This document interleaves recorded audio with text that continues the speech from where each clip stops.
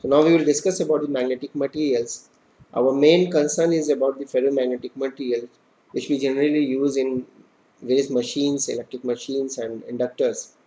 But there are other magnetic materials like diamagnetic materials whose relative permeability is less than 1, and the other is paramagnetic materials like magnesium, molybdenum, lithium and tantalum, whose relative permeability is slightly greater than 1.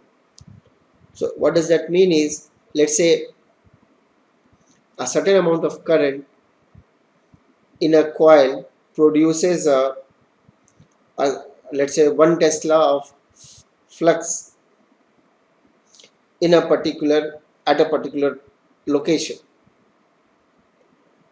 if it is a totally air medium. Now if the current remains same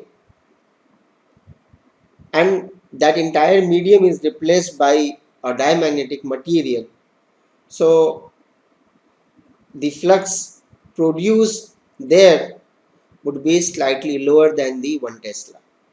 The reason is the atomic structure of those materials are such that at the atomic level the spin of it is such that it actually cancels the external magnetic field there. And in paramagnetic material, you can think of, let's say, instead of air medium, if I have replaced it by entirely by a paramagnetic material, so there the atomic behavior of those material is such that it actually assists the external magnetic field there. And what we say is, in paramagnetic material, for same amount of current, they would be slightly higher than the magnetic field there, magnetic field density there by 1 Tesla, slightly higher than that 1 Tesla. But in ferromagnetic material, the permeability of ferromagnetic material mu r is around 2000 to 4000. Okay, so this much higher than the air or the free space, higher than the permeability of the ferromagnetic material, which are generally iron, nickel, cobalt and their alloys.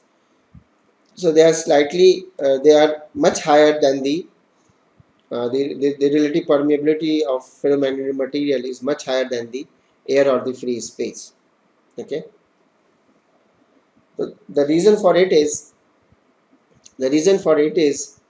that, let's say, the this material, if we see at the atomic level, so they are formed in such a way that they have multiple domains there in the crystal of a ferromagnetic material, and one domain has around 10 raised to power 12 to 10 raised to power 15 atoms, and the one domain, they are actually aligned. The magnetic behavior of that domain is such that they all are aligned in a particular direction. The magnetic domains, they are all aligned in a particular, not domain, I would say, like one domain. They all these atoms, the atomic behavior, the magnetic field which it produces, they are in one particular direction.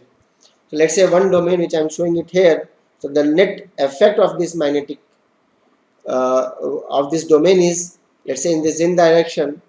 So if a ferromagnetic material, if it is not magnetized by an external source, so the domains will have different alignment of this magnetic field, a random one. Okay, so these domains, within this domain, they are 10 raised to the power 12 to 10 raised to the power 15 atoms, whose magnetic poles, they are aligned in one direction. So that's why this domain, they have a net magnetic field. Each domain has net magnetic field in different directions. Okay, let's say this is in this direction, this is coming out, this is going in, like that. So various domains. So it is unexcited by some external mean. Okay, Now we'll discuss about the BH characteristics of this ferromagnetic material or ferromagnetic core. Let's say this core has been wound by a current, by a current carrying coil, and this current carrying coil is actually being, let's say, I'm I have made a circuit, a connection in such a way that, let's say, this is variable, this is the potential divider, and I'm varying this current through this coil gradually. So I'm varying this current gradually. So if I'm changing the current, so I know this H is actually an I. So if I'm changing the current, this H or the MMF I am changing. Okay. So if I'm changing the MMF, so we know that this flux phi is, sorry, this flux phi is actually equal to MMF upon the reluctance. Okay.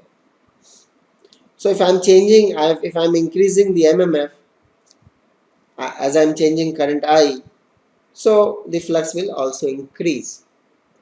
Okay. So if I'm changing the MMF, the flux is also increasing, and it is increasing linearly. If I draw the slope here, the same amount of change you will observe here, equal amount of changes you will observe. So the slope,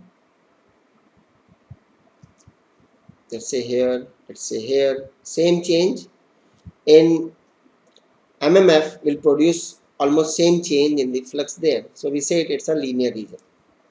So what is happening is, now these domain which were before applying the MMF, which they were in a random fashion, they were randomly, right? Now after applying the externally, an MMF, so this domain will start getting aligned in the direction of the field which is being produced by this externally, by this current carrying coil there. Okay. So this domain, but still there would be some randomness there. There would be still some domain which would be not totally aligned with the direction of the field. It need more effect. So let's say more. Now this MMF is increased further, so the flux will also be changed now, but gradually the same amount of the change which I was giving in the MMF won't produce the same change in the flux. So what we say is, just let's say if this is the knee point, just before the knee point we have a non-linear region. Okay, so this is a non-linear region,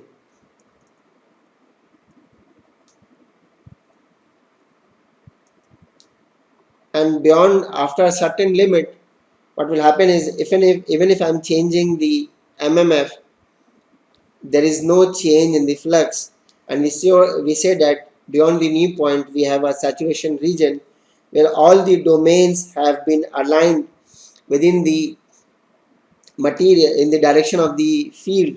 All the domains has been aligned, the direction of the domains has been aligned in the direction of the external field which was produced there. So what we can say is, there is no further improvement in the magnetic field lines. Okay, further increase in the magnetic field lines. So we said now the core has got saturated, and this plays a very important, this knee point. We generally, all the ferromagnetic material, we will see it in the transformers case as well, we generally operate it at its knee point, okay, for the optimal reasons, and not beyond that. Okay.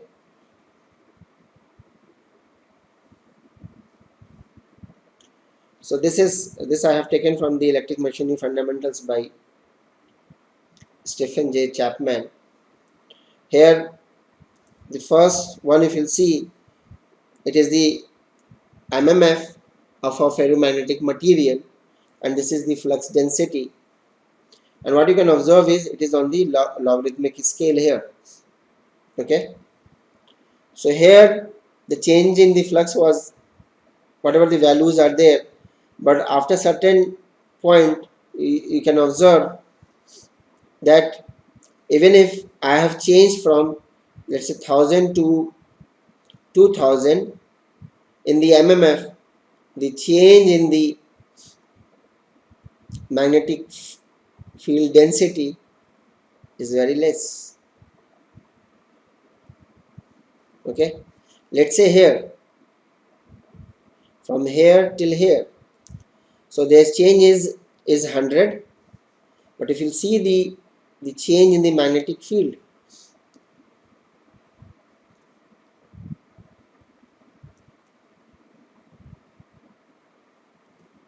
you see the change here in the y-axis and change in the x-axis here.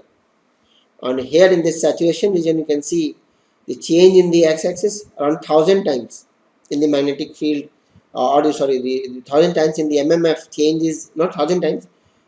The increment of 1000 MMF of 1000, but there is slightly very few change there. If you find the slope there, slope, let's say slope 1 on y-axis, it is 1.1 and 7, so 0.4 upon 100, let's say. Here if it is slope 2, it is 0.1 upon 1000. Okay, 1000. Okay, so in the saturation region there is hardly any change in the magnetic field. Okay, and you check it here from 2000 to 5000, the increment is of 3000, right? And the change is hardly 1 ampere, 0.1 Tesla. So in the saturation region, even if I'm increasing the MMF, there's hardly any change in the magnetic field density there. Okay, so actually what is happening is, if you see the relative permeability, it is actually this relative permeability is getting changed now. Okay, it is not constant one. So in some problems they may give you that, okay, the relative permeability is a constant one, you can assume it to be a constant one. In some problem they can say that, okay, we are operating at a particular MMF, and depending upon at what MMF you are operating, you need to find the what would be the relative permeability there. So actually this relative permeability is actually changing, and see on this second graph that if I am increasing the MMF, the relative permeability is actually decreasing. So if relative permeability is decreasing, so what you can say in terms of reluctance is 1 by mu naught mu r L by A. So this is actually decreasing. So if this is decreasing means this reluctance is getting increased, and that's why if this reluctance is getting increased, so in the saturation region the flux is because of MMF and reluctance, so this reluctance is getting increased, so the flux won't get will, or the increase, the change in the flux at higher MMF would be less as compared to the change in flux in the linear region. Okay,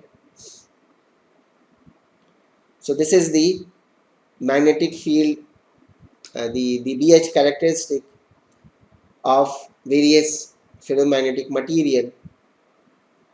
Let's say I want a material which can sustain, or a material where I can, I can have a magnetic field or magnetic flux density of, let's say, 1.1 Tesla. So which material I should choose? Or let's say 1.2 Tesla. Say I want B to be 1.2 Tesla. Now, which material I should choose? So for 1.2 Tesla, if you'll see, if I'll draw it, it is cutting this characteristics for nickel iron alloy at this point. It is here for medium silicon sheet steel, and this is here for soft cast steel, and that's it. And cast iron, I think that it does not support, cannot support 1.2 Tesla. Now if you'll see, for nickel iron alloy, it is actually the MMF required for it is, I would say, 100, 200 in the middle of it. So I would say 150 here, ampere Tesla. Okay, let's say this is first material, this is second material, and this is third material, and this is fourth material. Okay, for first it is taking around 150 ampere turn per ampere turn per meter for material 1. For material 2, the MMF for material 2 the MMF is around 300 ampere turn per meter. For material 3, it is around something around 1100. Okay, so obviously what I'm observing is the requirement of MMF for nickel iron alloy or the first material is much lesser as compared to the other medium. So definitely I will try to choose this material for my application. Okay, because it is requiring a less amount of magnetizing current. Okay, we'll stop here today, and next time we'll take up one problem based on this on this magnetic circuits, and then we'll talk about AC excitation of a magnetic material, ferromagnetic material. Thank you. We'll take up one problem based on the magnetic circuits, reluctance and MMF, and then we will discuss about the AC excitation of a magnetic circuit. So in this problem, it's a solved problem from the uh, uh, Electric Machinery Fundamentals by Chapman. So in this problem what it says is, it's a ferromagnetic core whose mean path length is 40 centimeter, and there is a small gap of 0.5 centimeter in the structure of the otherwise whole core. So this air gap length is given. The cross-sectional area of the core is 12 centimeter square. So this area, this cross-sectional area is 12 centimeter square. The relative permeability of the core is 4000, and the coil of the wire on the core has 400 turns. So N is 400 number of turns here. It says that assume that fringing in the air gap increases the effective cross-sectional area of the air gap by 5%. So fringing effect is there, and because of that, air gap area, effective air gap area has increased by 5%. So with this information, you need to find the total reluctance of the flux path, iron plus air gap, and then you need to find the current density to produce the flux density of 0.5 Tesla in the air gap. Okay, so in this problem what we can see is there are two mediums. One is, there are two mediums.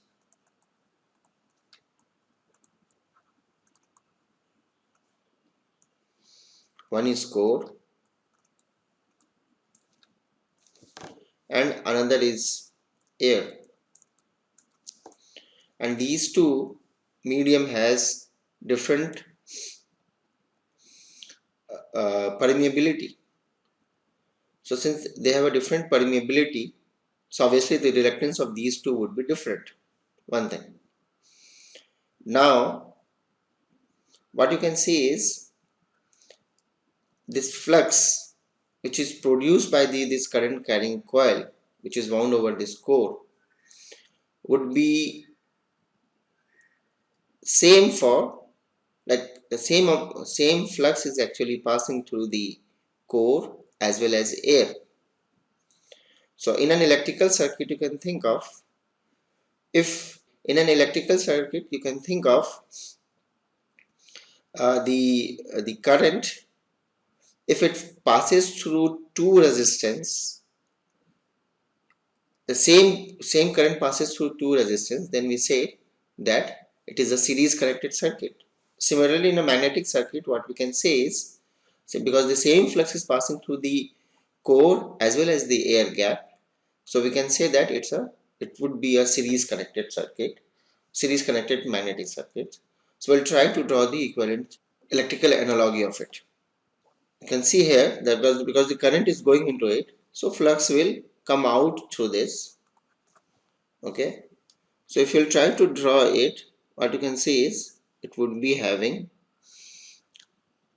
a MMF plus minus, and then the resistance or the reluctance for the core and reluctance for the air gap, Rg, and same flux is actually coming to it. Okay, and this MMF F would be N into L. Okay,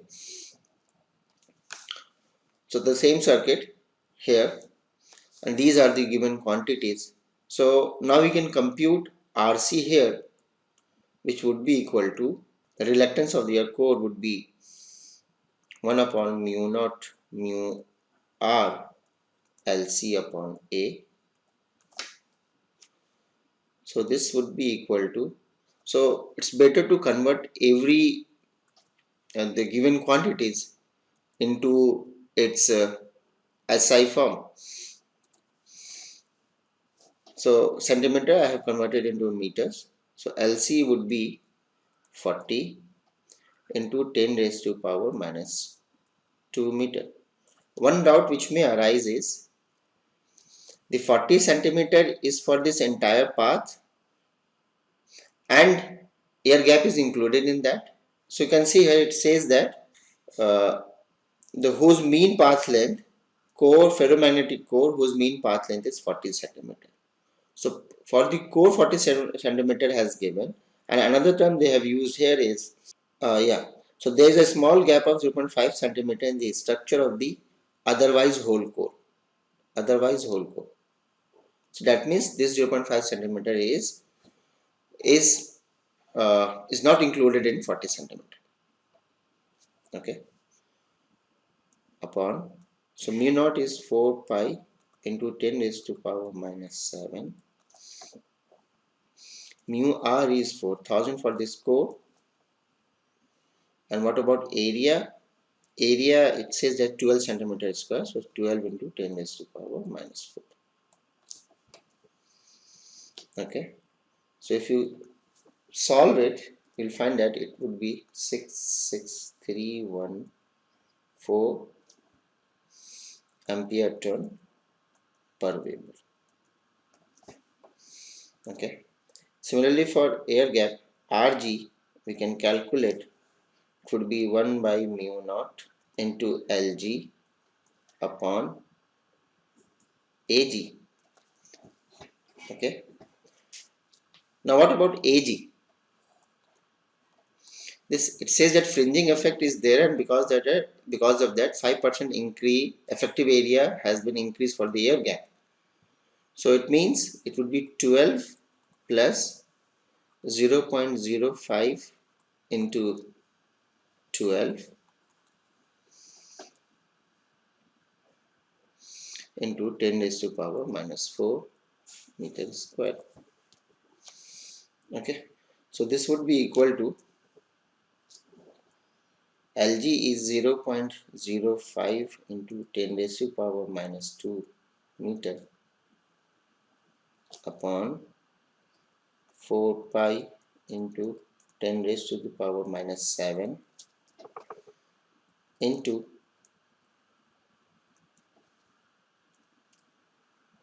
12.6.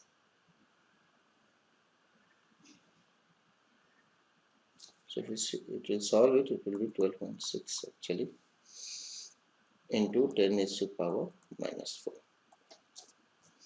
And if you solve it, you'll get 315783 ampere turn per wave. So what you can see here is, though the length of the core is 40 centimeter and length of the air gap is 0.5 centimeter, so the length of the core is much higher, around I think 800 times of the air gap. But if you see the reluctance offered by the air gap is higher, or I would say around more than 5 times, or around uh, around more than 4 times higher than the reluctance offered by the air core, offered by the core. So this is because the permeability of the air gap is, or the permeability of the core is 4000 times higher than the permeability of the air gap. Okay, so the reluctance is offered by the air gap is higher than though the length of the air gap is small, but the effective reluctance offered by the air gap is much higher uh, to the reluctance offered by the core. Okay, so R total would be, so they are connected in series, so RC plus RG, and if you solve it, these two if you add it, you'll get 382097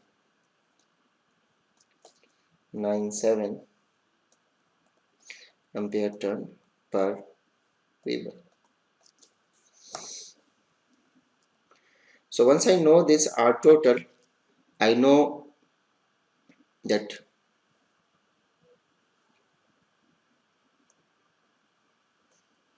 phi is BA, and so phi is B into A. What I know is flux is MMF upon the reluctance. Okay, so this implies that MMF is reluctance into flux, and MMF is Ni is equal to R reluctance into flux. This would be R total here. Okay, so I would be reluctance into phi upon N. Okay, so here phi would be sorry, so here R would be R total. Okay, and